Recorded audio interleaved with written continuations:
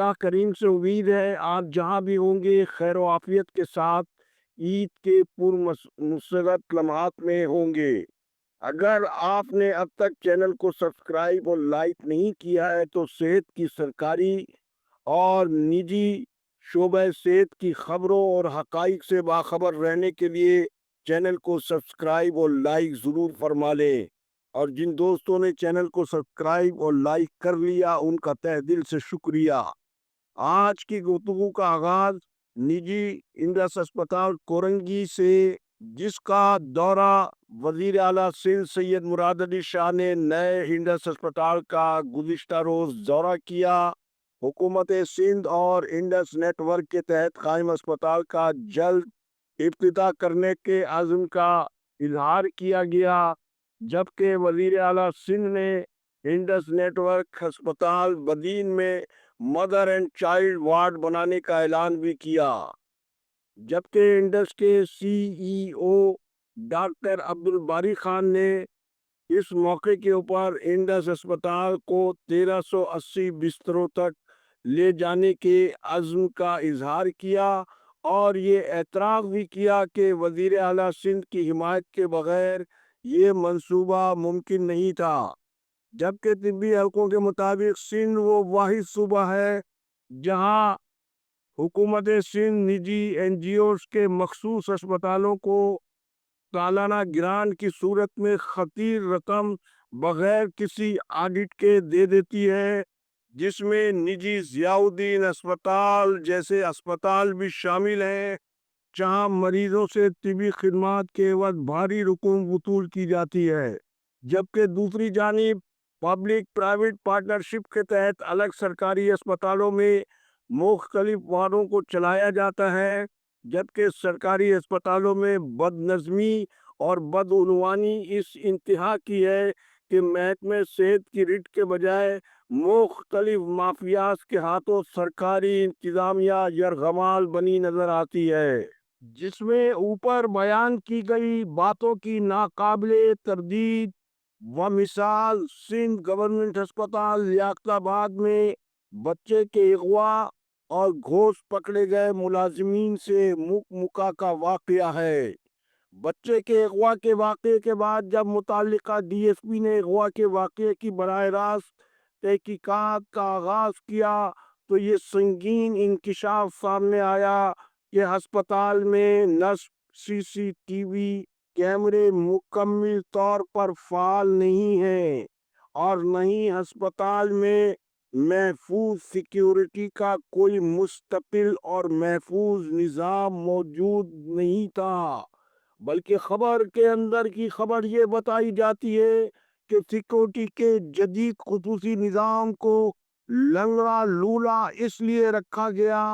کہ اسپتال میں چوری کے نظام کو تحفظ دینے کے لیے یہ سب کچھ اسپتال کی ہیلتھ مافیا کے نیٹ ورک کا حصہ بتایا جاتا ہے۔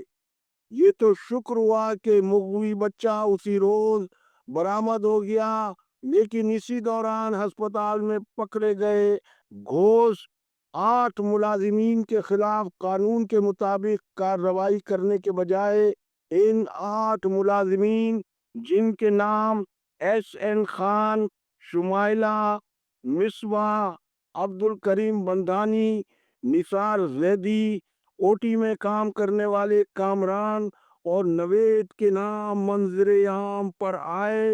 اور شمائلہ کسی کی نور نظر بھی بتائی گئی ہیں۔ حیرت انگیز طور پر مذکورہ ملازمین سے مکہ کرنے کے معاملے کو رفع دفع کر دیا گیا، جبکہ مزید حقیقی صورتحال تو ہسپتال کے موجودہ ایم ایس ڈاکٹر عتیق الرحمان قریشی، جو سیکریٹری صحت ریحان اقبال بلوچ کے کزن ہونے کے دعوے دار ہیں، وہی اس معاملے کی بہتر وضاحت پیش کر سکتے ہیں، لیکن سیکریٹری صحت کی جانب سے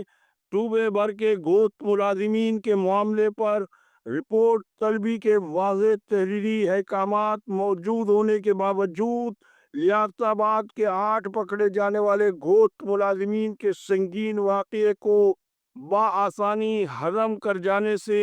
आज खुद सेक्रेटरी सेहत के अहकामात पर बहुत बड़ा सवालिया निशान खड़ा हो जाएगा। क्या सेक्रेटरी सेहत की पॉलिसी अहकामात को नजरअंदाज किया जा सकता है? अब फिर ये भी सुनने में आ रहा है कि सिविल अस्पताल के MS doctor Khalid Bukhari clinic वाले ने किसी मशकूक, मुतनाज़े और करप्शन की शोहरत रखने वाले बजट अकाउंट ऑफिसर को जून के बाद अपने अस्पताल में तकर्रुरी के लिए एनओसी देने की हामी भर दी है, जबकि चंद हफ्ते कबल तक मज़कूरा शख्सियत उनके किसी हरीफ एमएस का साथ देने पर वही जिनको तकर्रुरी दी जाने वाली है उनकी आंखों का तिनका थे, जो नूर नज़र होने जा रहे हैं। ये रुदाद महकमे सेहत सिंध के उन अफसरान और मुलाजिमीन की है जो दीमक की तरह महकमे सेहत के गरीब मरीजों के बजट और वसाइल को चाटने के बावजूद लूटी दौलत से कलीदी असामियों पर तकर्रुरी को माले नीलाम बनाकर रख दिया है।